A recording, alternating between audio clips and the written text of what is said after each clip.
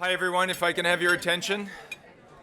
So nice to see all of you here today. And welcome to the final of the academic year, our faculty by faculty lecture. It's really wonderful to see so many people here. For those of you who have it's the first time. It's great that you're here. For those of you, and I see a number of you, this seems to be echoing. For those of you who've been here before, that's also, it's really great to see you. Just to remind everyone, the idea behind this whole conference, this seminar series, this lecture series was to really bring faculty together to share their work. This is the fourth year that we've been doing it. We started because when I was first in this role and visiting different departments, one of the kinds of themes that I kept on hearing were faculty hungry for intellectual engagement, wanting to actually hear about what other faculty were doing and doing it in a way that was actually more accessible so that you didn't have to be like an expert in whatever the technical field is. And so we launched this series in the, I think it was in the winter 15-16, and it's been terrific. I mean, every single session is like this. You know, people come, whether it's at lunch or dinner, in the evenings, people come, and I think because they're hungry for this sense of community. They're hungry for this kind of engagement, and it's really wonderful to see. It's actually really, for me, one of the favorite activities that we do.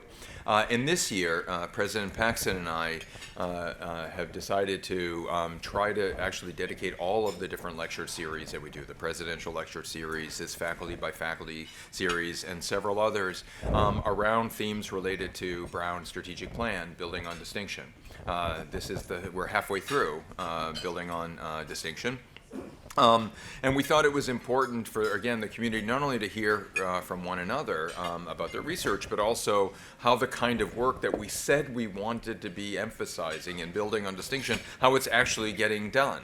And done in really important ways. And so this year, over the course of the different series, whether this series or others, you know, we've heard from people from the music department, from pathology, political science, computer science, Africana studies, deeps, and other fields, all actually talking about their work. And I think what's so wonderful for me is talking about their work in a way that really shows what I think is Brown's sort of secret sauce, and that is this incredible blend of intellectual rigor with interdisciplinary inquiry. That people really are looking at important problems, but taking different perspectives and doing it in a really cutting-edge way. And I think that that's really, really exciting. So today, we're going to continue this work, and we're going to join by a faculty member whose work is central to, I see, as several of the priority areas of building on distinction, whether it's cultivating creative expression or exploring human experience. Tamara Chen, our speaker today, is an associate professor of comparative literature and East Asian studies. She came to Brown in 2014 from the faculty of the University of Chicago. And just a little side note, I had a daughter who went to the University of Chicago, and I had heard about Tamara then and was delighted that she joined us here at Brown. Her work is just super interesting, as you'll hear. Primary focus on the Silk Road era. Professor Chen works on the comparative approaches to early Chinese literature and on the modern politics of antiquity.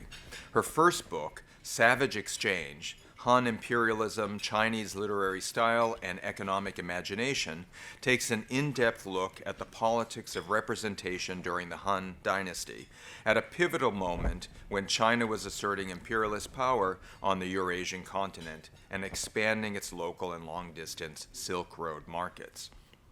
In the book, she explains why rival political groups introduced new literary forms with which to represent these expanded markets, and how the ensuing debate helped to shape Chinese literature going forward and our perception of the different genres today. And as a political scientist, not as a lit person, I find this really, really interesting about how sort of the representation of these different forms of politics actually got shaped in literature, and then our perception of literature and politics since.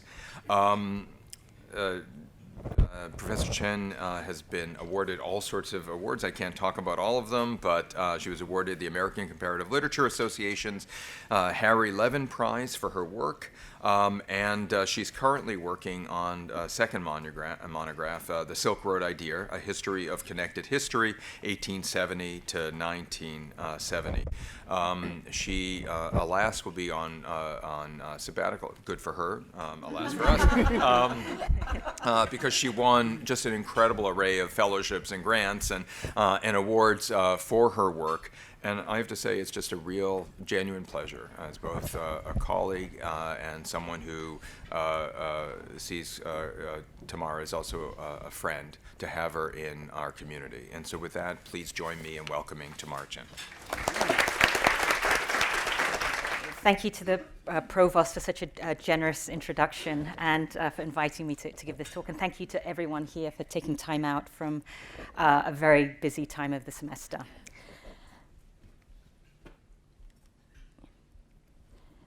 So let me introduce today's talk and the book project to which it belongs with this map that may be familiar to some of you.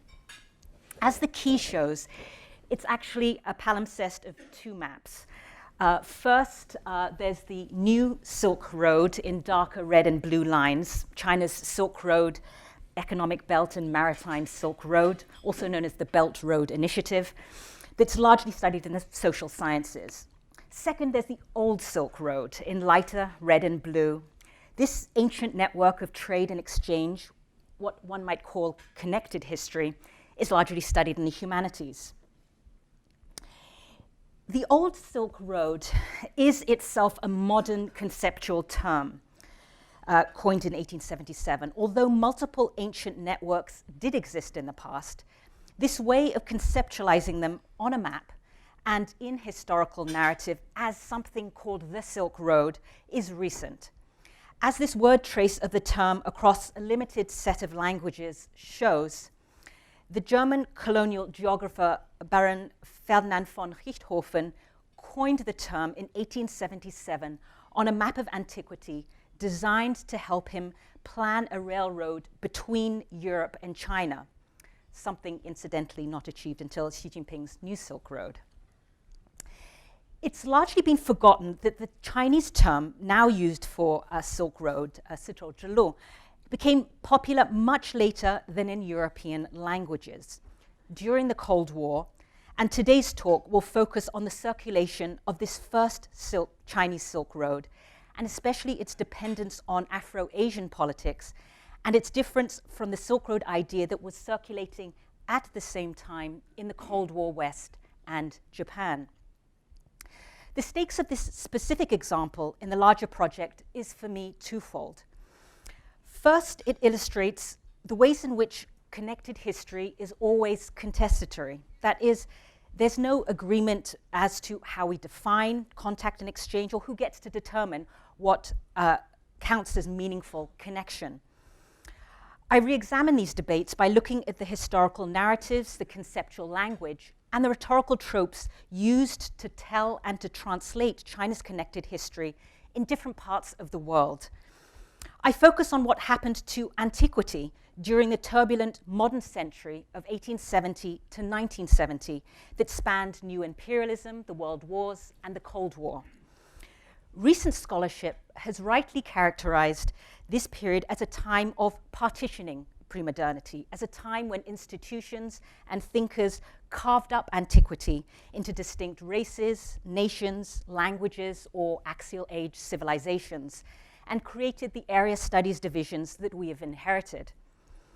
I'm interested in a minor tradition that emerged during this same period that pursued ancient connections across Afro-Eurasia, and in the debates within this minor tradition about how to write connected history. The second concern that today's talk will touch upon is the relation of the history of connectivity to this writing of connected history. The new Silk Road's railways and shipping routes is a China-centered fragment of a more global map of connectivity that looks something like this. As the geoeconomist Parag Khanna puts it, the true map of the world should feature not just states, but megacities, highways, railways, pipelines, and so on. Now, this kind of map is not new.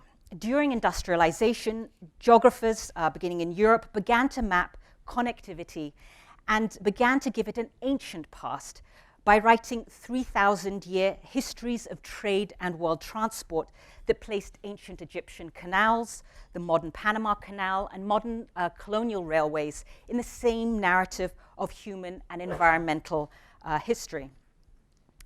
These connected histories, or connectivity histories, were taught in geography classes and in trade schools.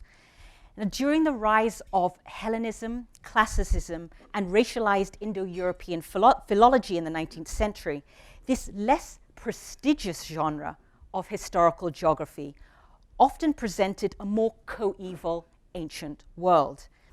That is, instead of placing Greco-Roman classics first or Chinese classics first, the geographer sought to synthesize and to synchronize as many ancient textual traditions as possible into a single, increasingly networked past, even if in the service of colonial or capitalist competition.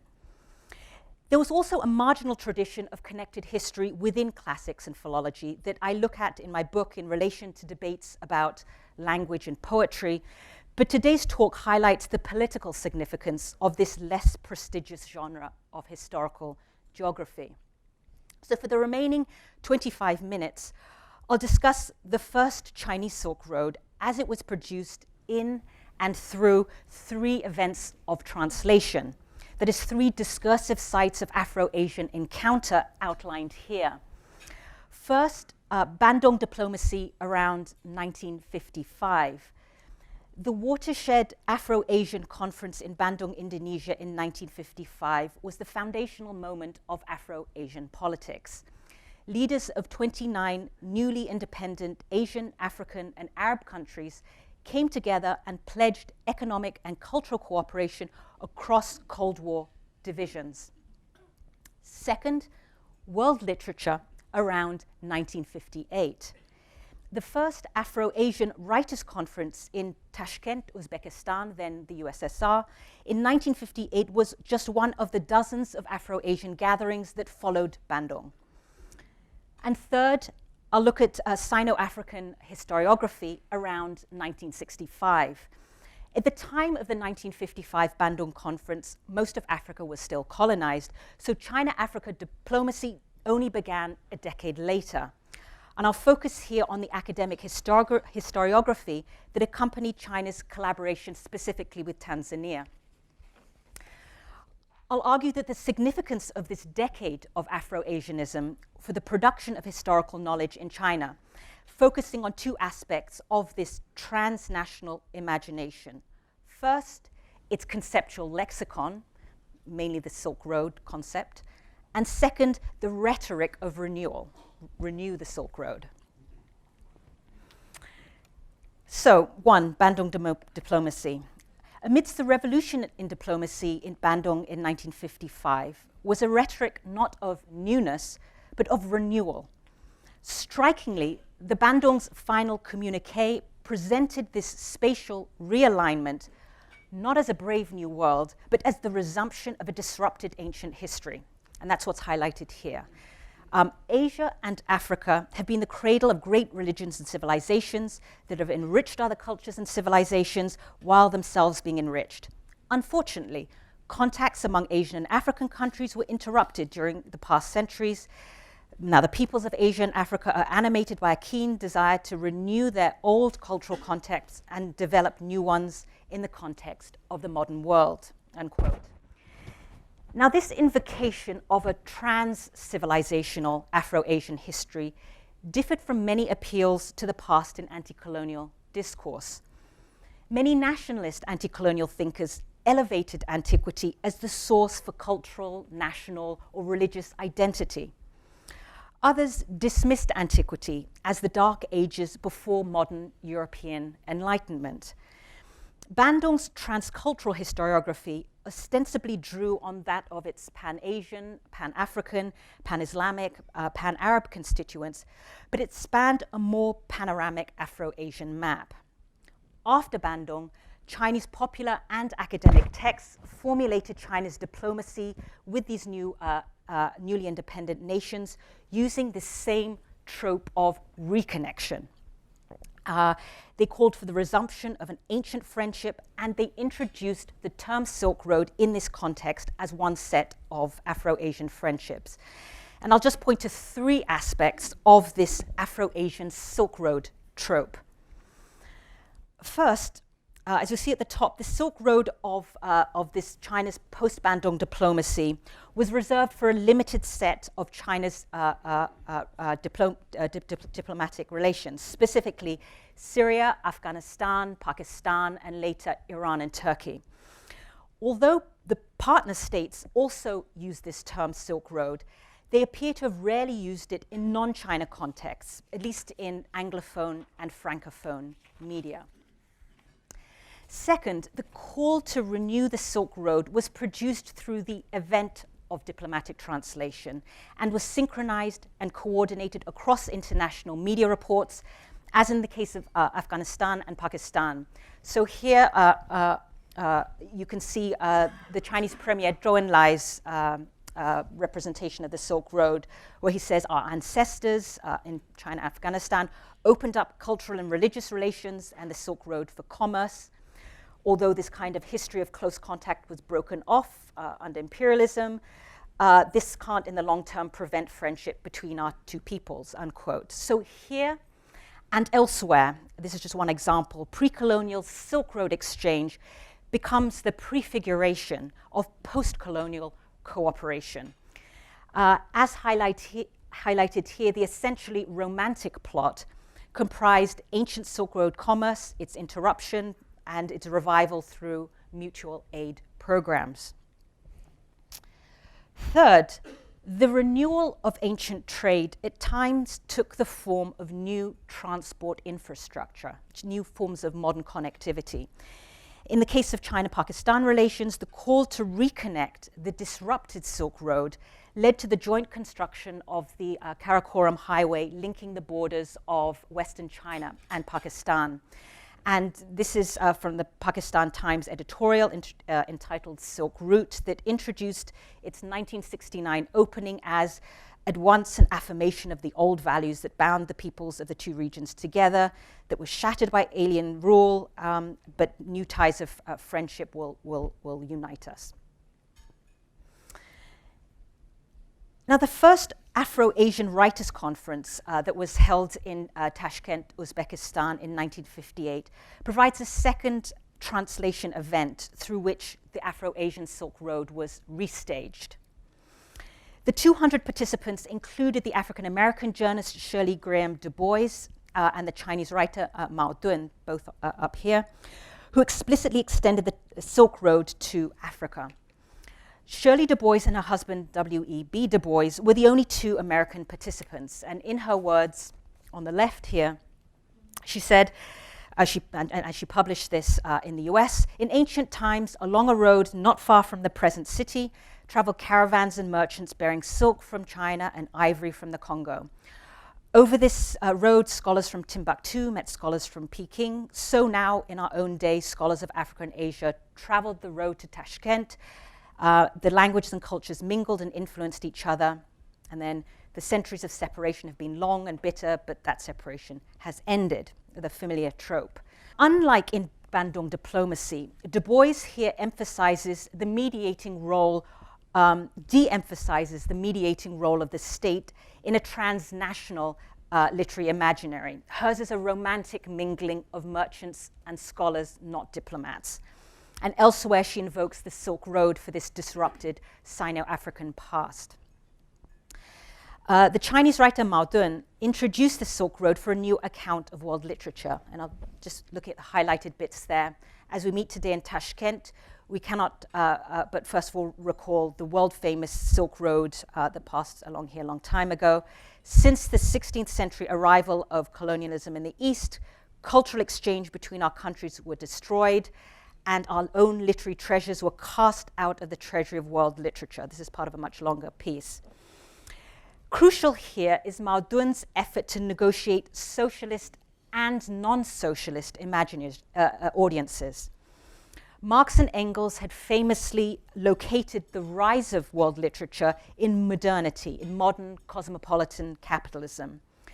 Here, however, Mao Dun places the birth of world literature in Silk Road antiquity and world literature's destruction precisely during capitalist modernity. The post-colonial task here was to make world literature whole again, not to replace a Western canon with a non-Western canon. After the Tashkent conference, there was a steep rise in the Chinese translation of African and Asian works, including in the Chinese journal World Literature. Now, what interests me about this Bandung humanism is the representation of Afro-Asian translation not as a new act of transnational solidarity, but a very ancient one. The literary manifestos of Mao Dun and Shirley Du Bois gave world literature a genealogy that made the claim not simply Afro-Asians have always been civilizational, but also Afro-Asians have always been trans-civilizational. This version, this Afro-Asian Silk Road did not circulate in the West or survive past the Cold War. In the West and Japan, the Silk Road retained its Europe-Asia configuration.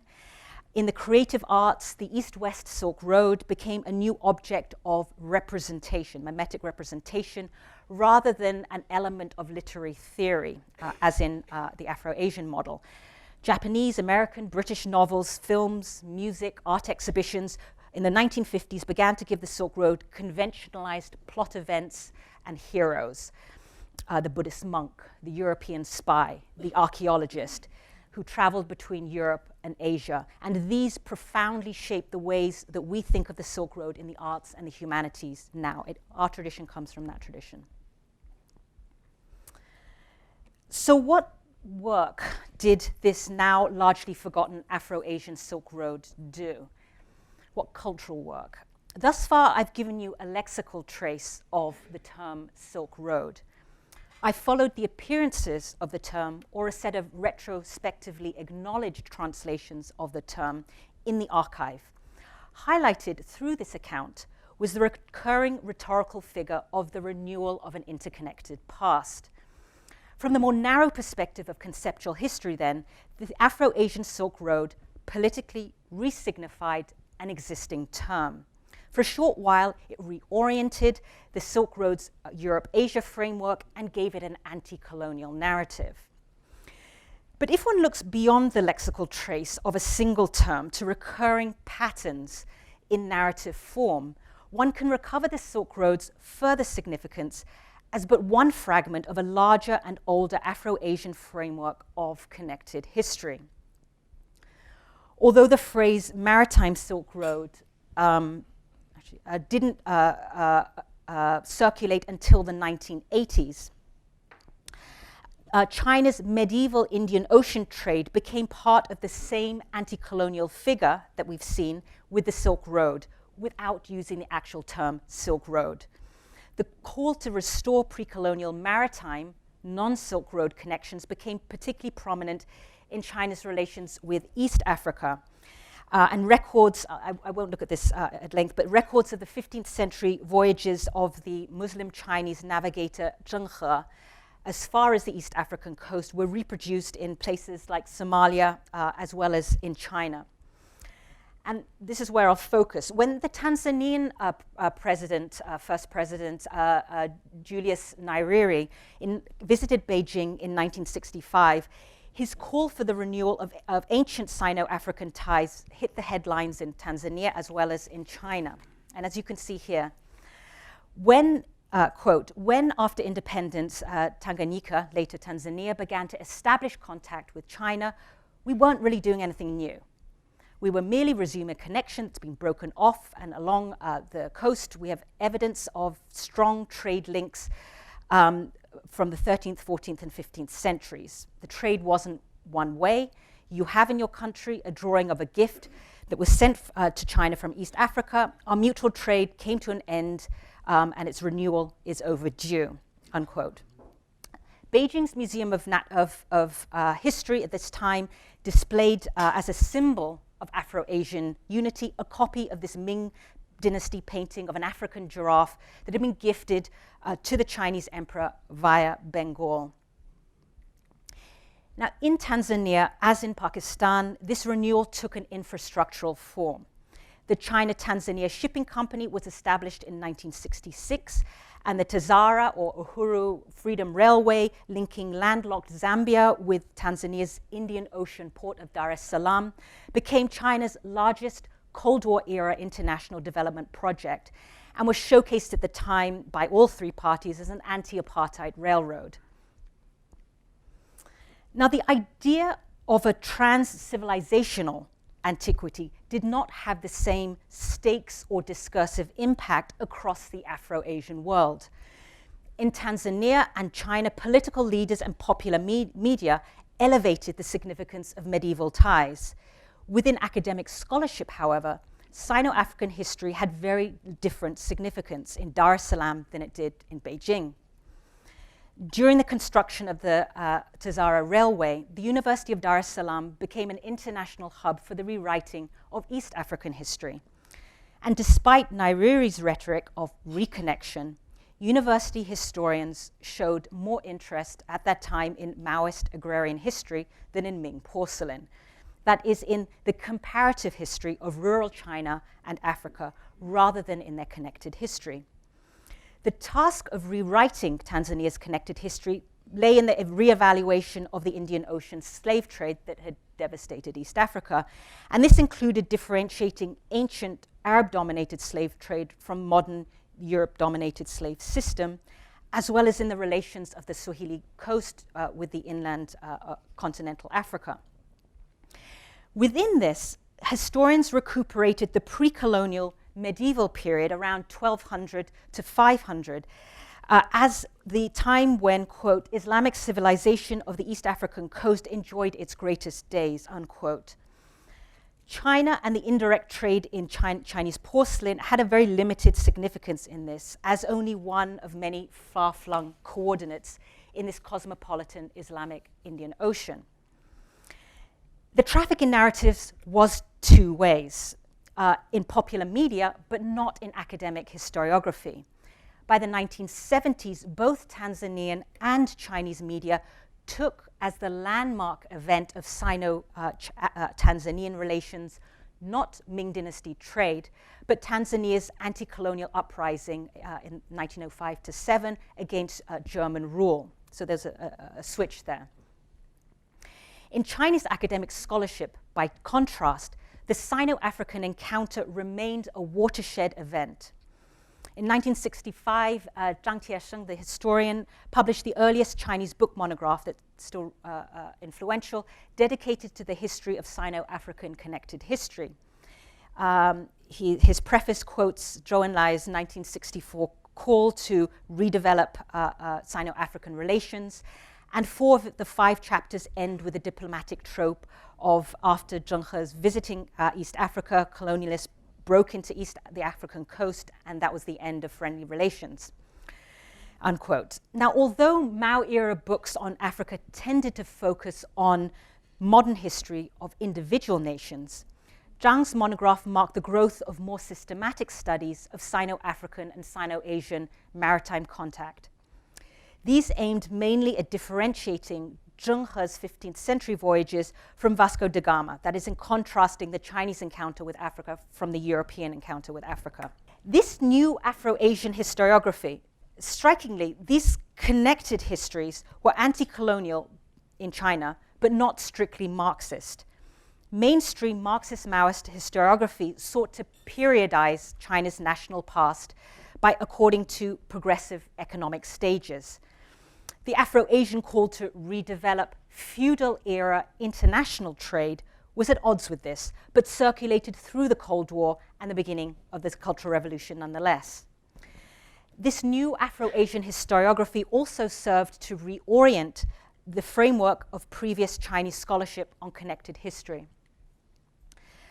I'll just go through this briefly before ending. Now, before Bandung, during the 1930s to 40s, this historian Zhang helped to establish a subfield of Sino-Western connected history based on European scholarship, the kinds of 3,000-year histories of world trade that we saw before. This was global in ambition, but oriented towards Europe and engaged European diffusionist paradigms of the eastward spread of Western civilization. After Bandung, this same historian was amongst those who helped to reorient connected history. He founded a still very popular series on Sino-foreign connected history, and the first volumes were very focused on Indian Ocean connection. So it was a reorientation here towards the Afro-Asian past. More broadly, unlike in the Cold War era West, Asia-Africa became a new division of area studies within academia, with state-sponsored Asia-Africa institutes and social science journals. And from 1955 to 1965, these Asia-Africa institutes produced a modest but foundational set of scholarly, philological, and archaeological studies for the study of China's trans-civilizational past. So before concluding, I'll just mention that my book project looks at how such antiquarians reframed connected history through studies of poetry and loan words. And again, I won't have time to look at this. I also look at potential sources of this historiography from before Bandung. And this includes Chinese translations of earlier 20th century anti-colonial Indian and Arab historiography that sought to descend to the pivot of connected history with and beyond Greco-Roman and European histories. To conclude, this talk has approached the Silk Road as part of a history of contestatory discourses about China's connected past, and not as the natural fact of the old Silk Road. I argued that during Cold War era decolonization, the call to reconnect Silk Road and Indian Ocean history performed two kinds of work. First, it introduced into political discourse a new narrative with which to give meaning to Afro-Asian solidarity. In and around the 1955 Bandung Conference, the 1958 Writers' Conference, and 1965 Sino-African diplomacy, diplomats, writers, and historians invited their audience to experience economic cooperation across Cold War divisions, not just sympathetically as fellow sufferers of European colonialism, but also historically, as former collaborators in a shared pre-capitalist antiquity. This Afro-Asian rhetoric gave connected history a distinctively romantic narrative plot, a distinctively ancient timescale, and a distinctive lexicon of ancient friendship, the Silk Road, and redevelopment rather than development.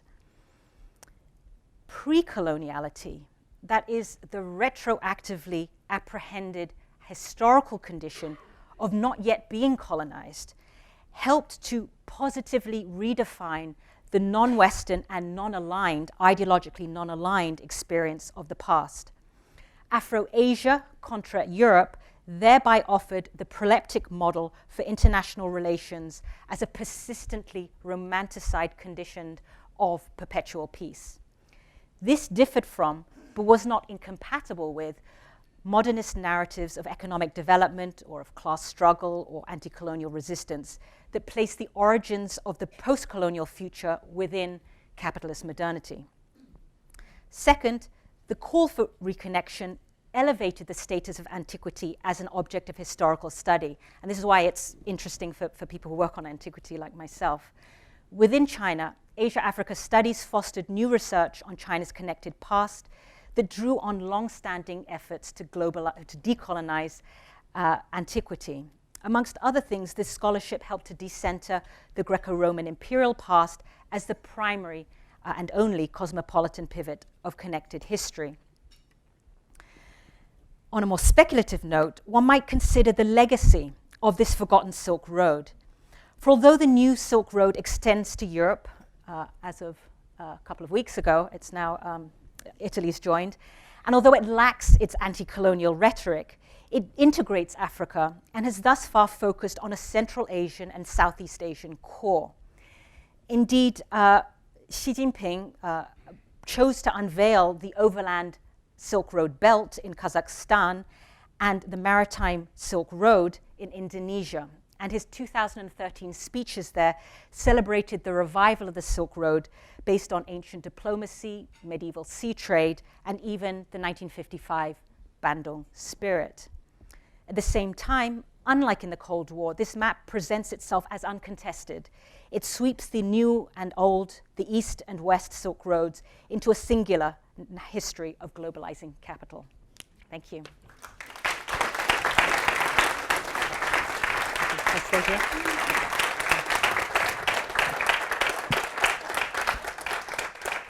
have time for questions if you're Okay. Sure. Should I gather a couple at a time, or totally up to you. maybe a couple at a time? That's Sarah and then Lena. Well, thank you. That was very enlightening. My question has to do with the modern One Belt, the modern Silk Road.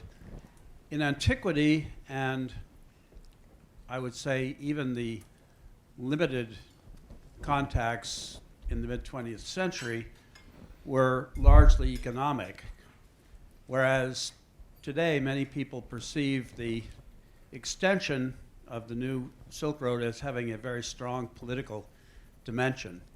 That's a topic for another talk, of course. But my question is whether there is a cultural dimension to the new Silk Road. Are the Chinese, say, doing something like the British Councils or the German Goethe Institute in order to bring Chinese culture to Africa and even perhaps to Europe? Thank you. I'll take one more and then answer them together, if I may. Lena, thank you. Really ties to this question. And I know about the work of the Chinese in both Sudan, Tanzania, Zanzibar, Ethiopia, Eritrea recently, and you presented a wonderful sort of history of the Silk Road, which we all sort of understood growing up. Anywhere in the world, you sort of understood what the Silk Road was trying to get at.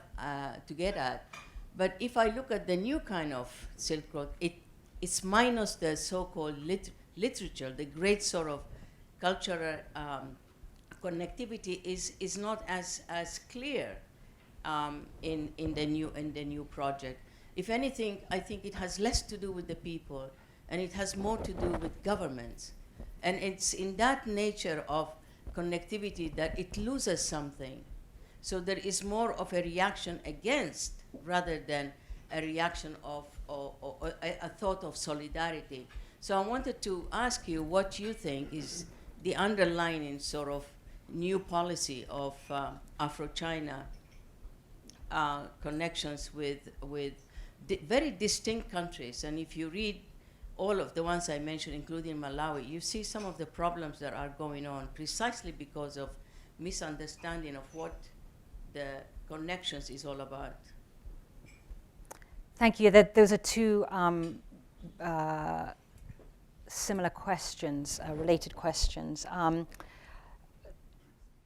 couple of things. One is I'm not a political economist or social anthropologist. I don't work on the new Silk Road. My book spans 1870 to 1970.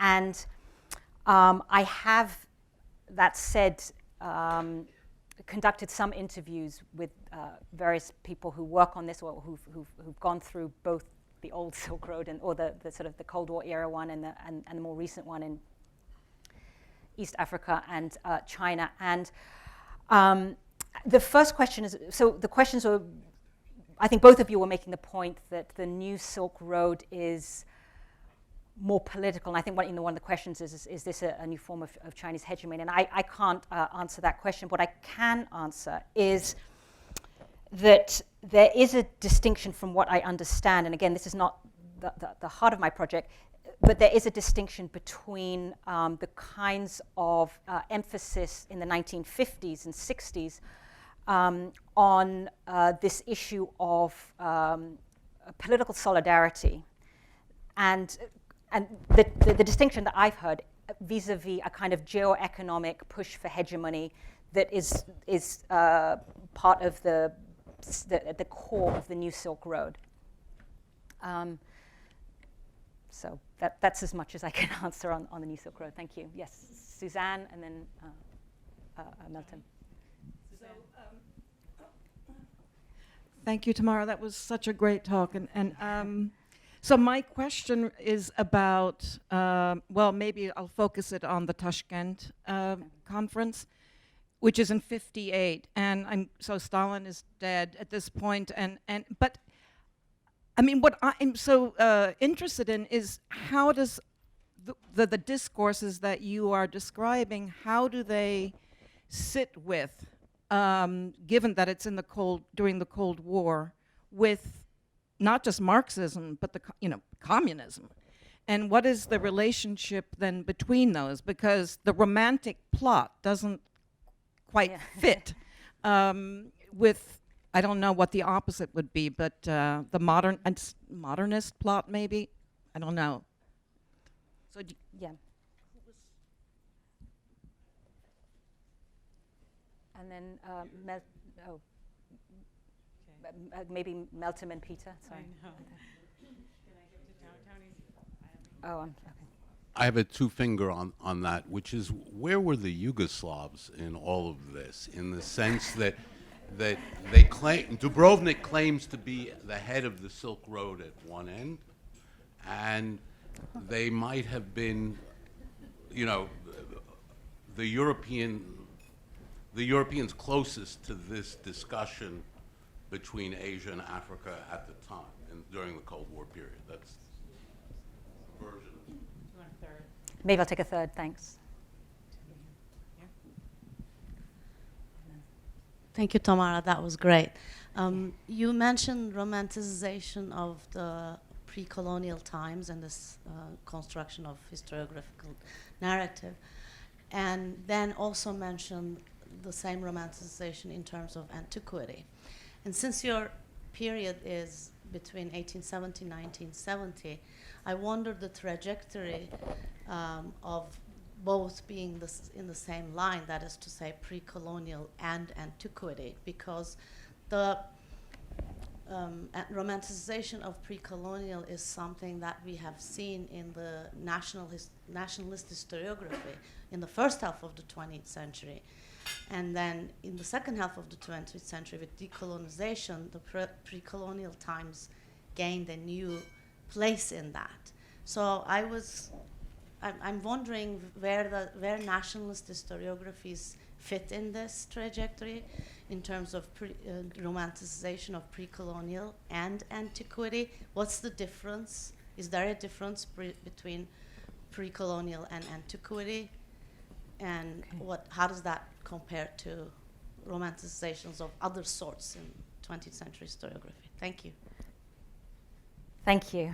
Thank you for all these questions. I'm afraid I can very quickly answer. I don't know anything about Yugoslavia, but I will look into that. Thank you. And maybe I'll work back. So with Meltem's question, I did,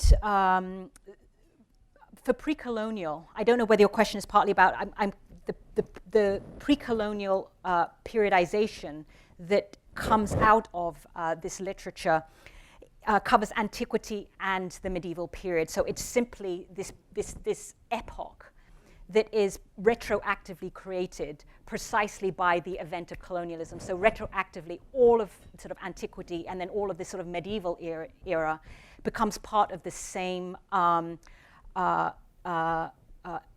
unit that can be folded into something that is a romantic plot, that is something that can be, it's peaceful, even if there was, a lot of violence amongst pre-colonial Asian nations, also Asian imperialism. I mean, there are all sorts of ways of that one can think about this as a romanticization. And the place, so what I was drawing attention to is the way in which the creation of this period of pre-modernity, spanning antiquity and the medieval period, was created through these narratives. And then the place of nationalism is, it's a nationalist transnationalism that is there in all these different cases that I've been focusing on. And in China's case, Zhang was never violent. Those sorts of narratives are important for romanticization. And with Suzanne, one thing I'll just this is a very rich question as well. And just one thing that I'll say has to do with, there's a lot of work done now on Chinese Cold War era borrowings from Soviet models of world literature. So I think that's where I would go to properly answer your question, which I think that there's more there. Thank you. Peter. Thank you. Thank you so much for this really fascinating talk. I heard that at a certain point you mentioned world literature, and you you suggested that world literature might have another genealogy that wouldn't grow out of its Marxist slash Goethean origin in capitalism, but could be conceptualized somehow differently. So maybe it's not a question for now, because there have been lots of questions and your talk was so rich, but I would love to hear more about this idea. Yeah, so I went through that quite quickly. I think this goes to Suzanne's point as well. Maybe I'll go back to the slide even. Mao Dun in 1936, I think, published a fairly influential book called Talks on Masterpieces of World Literature, in which he followed the sort of classic paradigm that you would have read in European works of literary criticism at the time, that defined world literature as spanning Homer to Boccaccio, not including any works, including any Chinese works. This was before Bandung.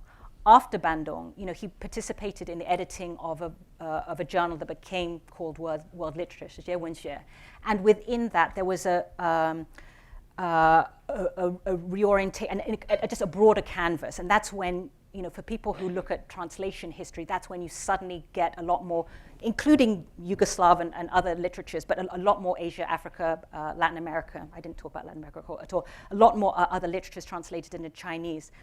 Now, what happens in his speech in Tashkent is that, and in the longer version, is that he's playing to two audiences. So actually, there is a full account of Chinese literature from its beginnings in classical Chinese poetry all the way through to modern socialist literature, Lu Xun, and the new Chinese socialist literature, that is a progressive narrative that will put Chinese into some kind of rubric of world literature in that model. But what he has in the beginning is the framing speech that I gave you, is this historical genealogy of world literature that says, well, actually, there was something called world literature in antiquity.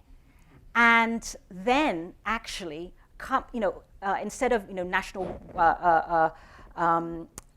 boundaries are narrow-mindedness are exploded, and out of the many national literatures, there's one world literature, as Marx and Engels put it. Instead of that, one has during that period the time when Europeans are saying, well, this isn't actual literature, it doesn't count as literature. And that's when, in Mao Dun's model, he's saying, no, actually, world literature disappears at this time.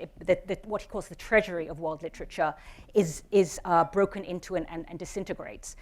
And only can we put together world literature, reconstitute it through the act of translating and interpreting for each other through commentaries and so forth. It's only through that act that world literature is made one again. And so it's a different account than the kind of historical account that Goethe, but then Marx and Engels give of world literatures and how it's formed and why it becomes so necessary now. So that's the idea, is that it's not, so yeah, that's the account. And then Brian, thank you.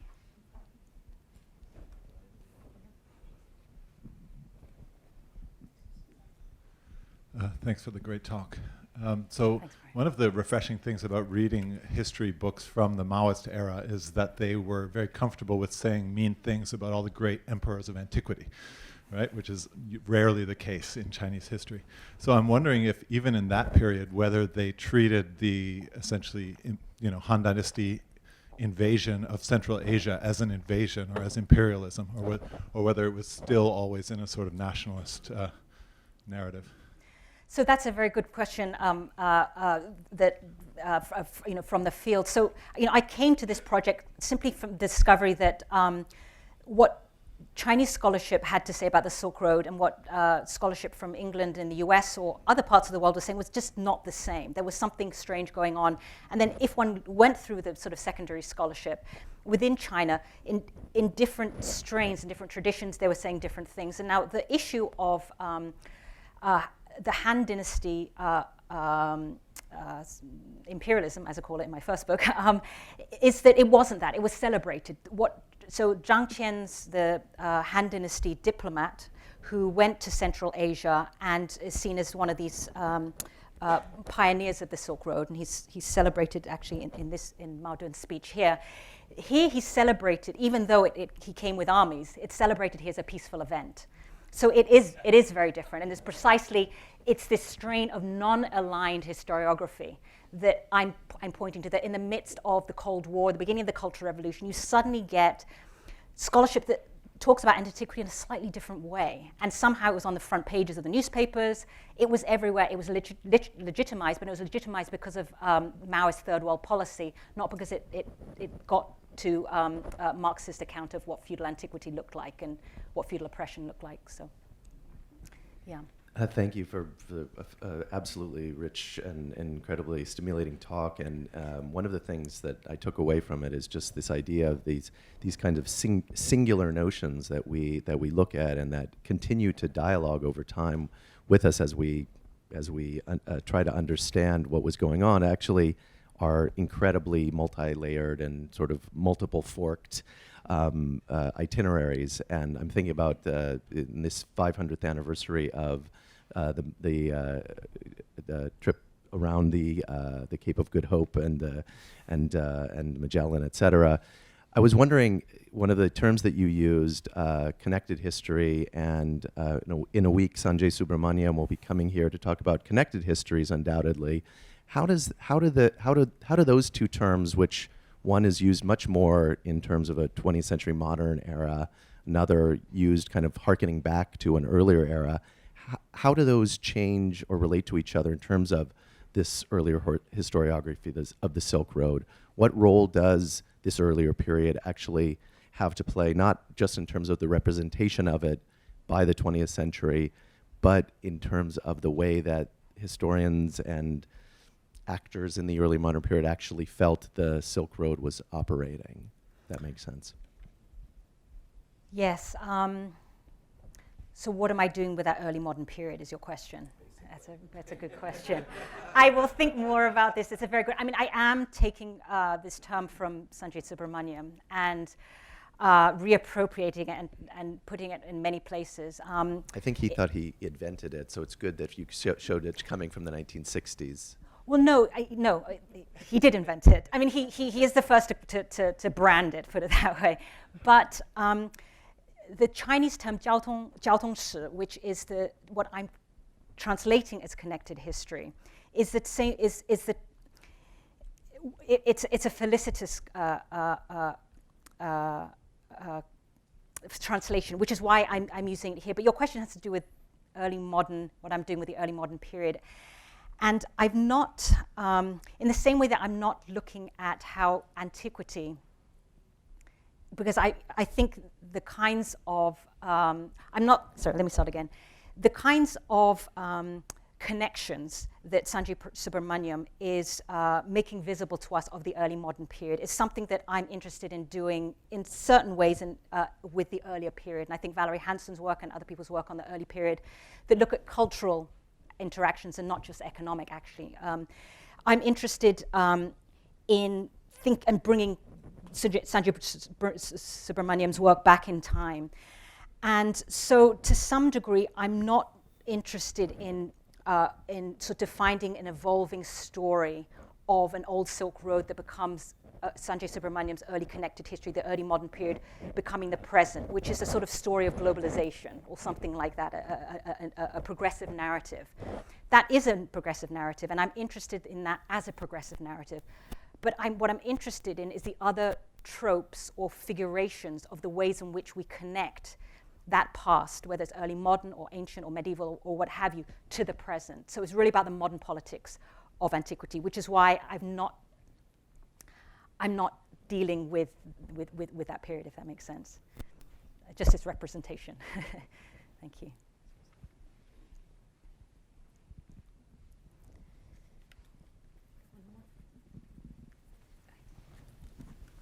Hi, Tamara. Thank you for a wonderful talk. I think my question is more related to the Maodun's reconfiguration of the world literature, because socialist era literature has been redefined as people's literature, right? So workers, peasants, and soldiers. So I'm wondering, in this reconfiguration, especially perhaps in late 1950s and 1960s, how does class play a role in terms of the so-called proletarian? I mean, as we know that history, right, pre-modern Chinese history was never cut off in socialist era, but then reconfigured. So letting the previously more like, suppressed, so-called low-class people's literature emerge in social era and into this, socialist reimagination of the mass culture. So I'm wondering, because you introduced such a fascinating perspective, I never thought, like in socialist era, how through this perspective the world literature has been reconfigured, because class, literature or proletarian literature is so much emphasized in social era. So I'm just wondering, in this reconfiguration, 1960s, this socialist reconfiguration of world literature, where is class, or there is how people or people's literature redefined in that particular perspective. It's there. So I think, as I mentioned before, in that Maodun speech, for example, and his writings about world literature, there is the main narrative of the development of class consciousness in people's literature and the rise of people's literature into the 20th century. But in the discussion of the Afro-Asian world literature, that aspect of it, the issue of class does not come in. There's no workers of the world unite. So the issue of proletarian internationalism or indeed cosmopolitan bourgeois transnationalism, those don't appear in those sections. It's only in the account of the nation does that appear. That said, when they're talking about literatures of Persian literature or other literatures, at times they will say, and he was of the workers' class, whether or not he was or not. But so it appears in that form, but not as part of the historical genealogy. But thanks for the question.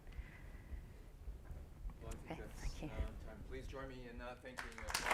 Thank you very much.